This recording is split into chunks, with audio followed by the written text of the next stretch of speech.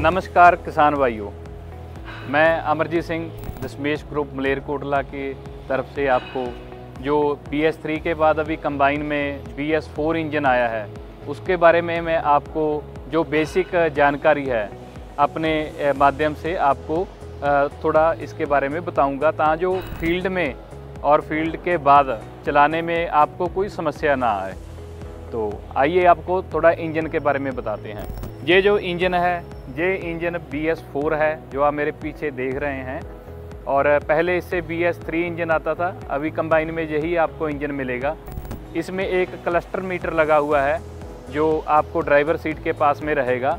उसमें एक स्क्रॉल का बटन है जिससे आप इसकी सारी जानकारी आपको ड्राइवर के पास ही दे देगा।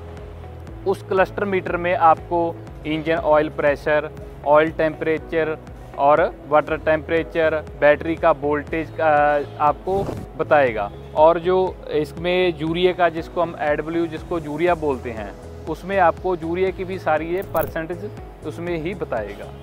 इससे आपको काफ़ी सहायता मिलेगी इंजन को ऑपरेट करने के लिए।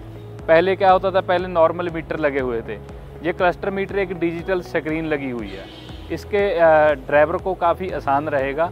बाकी थोड़ी बहुत आपको इसके इंजन के बारे में हम जानकारी अपनी तरफ से देने की कोशिश करेंगे। ये जो इंजन है, इंजन में जो यूरिया टैंक लगा हुआ है, पहले तो आपने इसका कभी डीजल और जो AdBlue है उसको कभी ख़त्म नहीं होने देना। AdBlue जिसको हम यूरिया बोलते हैं, यूरिया का टैंक जो है 24 लीटर का लगा हुआ है।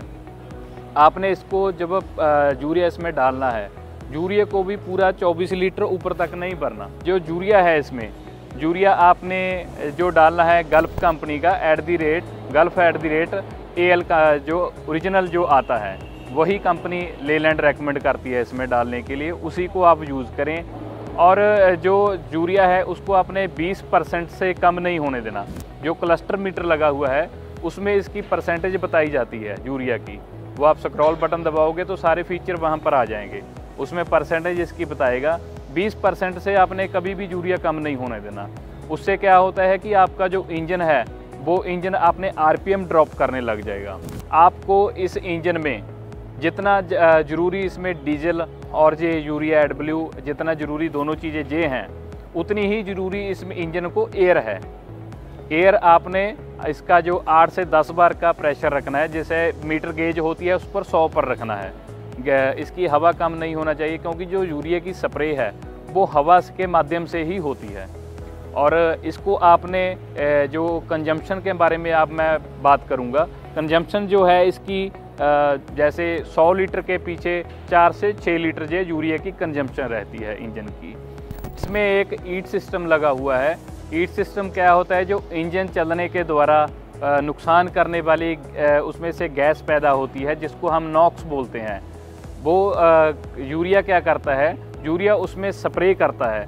यूरिया उसमें स्प्रे कर ये ईट सिस्टम वो सारी नुकसान वाली गैसों को एक क्लीन एयर बनाकर बाहर निकालता है, जिससे कोई वातावरण में पोल्यूशन में कोई नुकसान नहीं होता। तो ये जो थी, इसमें आपको नए इंजन के बारे में हमने थोड़ी सी जानकारी दी है। जो यूरिया कैसे आपने मशीन ऑपरेट करनी है, कैसे इसको यूरिया की वरतों करनी है आपने, ये सारा आपको थोड़ा हमने बेसिक बता दिया। बाकी इंजन कोई ज़्यादा चेंज नहीं है, बाकी सेम है। पहले इसमें इनलाइन पंप होता था, अब ये सारा इलेक्ट्रॉनिक पंप आ गया।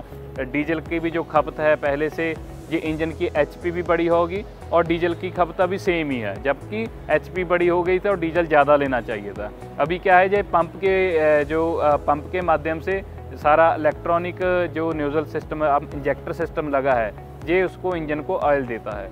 उसके लगने के कारण ही इसकी जो फ्यूल की कंजम्पशन है वो भी पहले जितनी सेम ही है। बाकी बहुत ही पावरफुल इंजन है, कहीं भी ये इंजन दबता नहीं। आप मक्का में चलाइए, आप धान में चलाइए, इसकी आपको कहीं भी कोई भी प्रॉब्लम नहीं आएगी। बहुत बेस्ट परफॉर्मेंस है इस इंजन के बारे में। किसान भाई, ये बस थोड़ी बेसिक नॉलेज है, इसको फॉलो कर आप इंजन को ऑपरेट करें। जब भी अपने मशीन पर आपको मशीन पर वेल्डिंग करने की ज़रूरत है, वेल्डिंग की ज़रूरत पड़ने पर आपने इसके नेगेटिव और पॉजिटिव बैटरी के दोनों प्लग निकाल देने हैं। मशीन का अर्थ काट कर उन प्लगों को निकाल कर वेल्डिंग करनी है, ताकि जो किसी भी तरह का इंजन और क्लस्टर मीटर को कोई नुकसान ना हो। और बाकी इसके सर्विस के पॉइंट ऑफ व्यू पर आएँ, सर्विस के लिए आपको पहले की तरह 250 से 300 घंटा मशीन को चलाकर इसकी सर्विस करवाएं। इसका जो लेलैंड का टोल फ्री नंबर रहेगा, किसी भी माध्यम कोई इंजन में प्रॉब्लम हो, किसी भी राज्य में हो, आपको कहीं से भी कॉल करना है तो ये एक लेलैंड का टोल फ्री नंबर मैं आपको बताता हूँ, 1800-419-1921 जो लेलैंड का इंजन है, टोल फ्री नंबर है लेलैंड का। और हमारा जो दशमेश का है, आपको दशमेश कंबाइन के बारे में कोई जानकारी लेनी है, आपको कहीं मदद की इसकी ज़रूरत पड़ गई, हमारी कंपनी के सर्विस वैन की ज़रूरत है, आप कोई नई मशीन की इंक्वायरी है, तो उसका भी आप हमारे नंबर पर संपर्क कर सकते हैं। उसका वो आप हमारा टोल फ्री नंबर रहेगा 1800-5326-726। इस नंबर से आप हमारे दशमेश में जो है कॉन्टैक्ट कर सकते हैं।